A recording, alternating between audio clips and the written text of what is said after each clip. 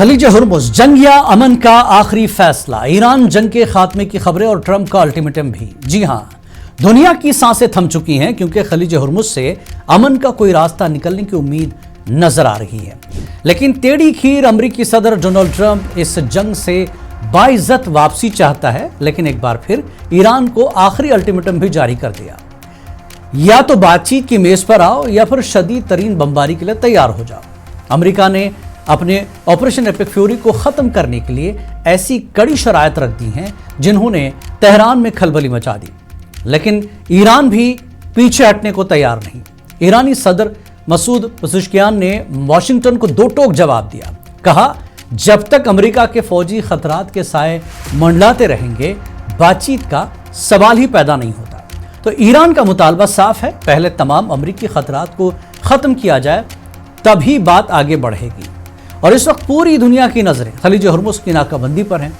پاسداران انقلاب نے سمندری راستے کی بحالی کے لیے نئی اور سخت شرطیں رکھ دی، یعنی امریکہ جب کوئی شرط رکھتا ہے تو IRGC بھی اپنی شرطیں رکھ دیتا ہے۔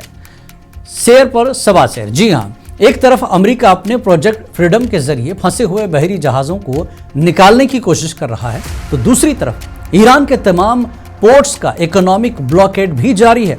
لیکن کیا اب بھی سمندر کی لہروں میں چھپی یہ کشیدگی کسی بھی وقت بڑے دھماکے کی صورت اختیار کر سکتی ہے؟ مگر ٹھہریے، کیا اندھیرے میں روشنی کی کوئی کرن باقی ہے؟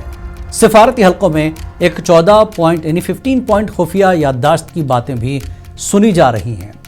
کہا جا رہا ہے کہ اس میں جوہری پروگرام اور پابندیوں کے خاتمے کا فارمولہ موجود ہے۔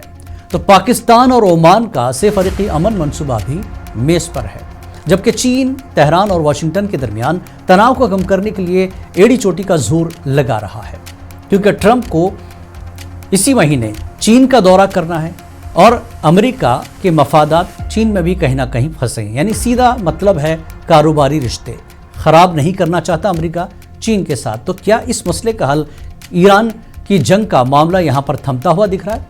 لیکن سوال یہ بھی ہے کہ کیا ٹرمپ کا الٹیمیٹم ایک نئی عالمی جنگ کا پیش خیمہ ہوگا یا پھر تباہی کے سائے میں امن کی جیت ہوگی؟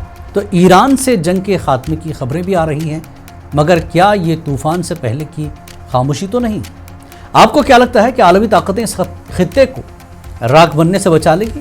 اپنی رائے کمنٹس میں ضرور دیں، اور مزید اپڈیٹس کے لیے ہمارے چینل کو سبسکرائب کریں اور دیکھیے گلوبل سیناریو پر خصوصی پیشکش بیونڈ بارڈرز روزانہ رات 9:30 بجے منصف ٹی وی پر۔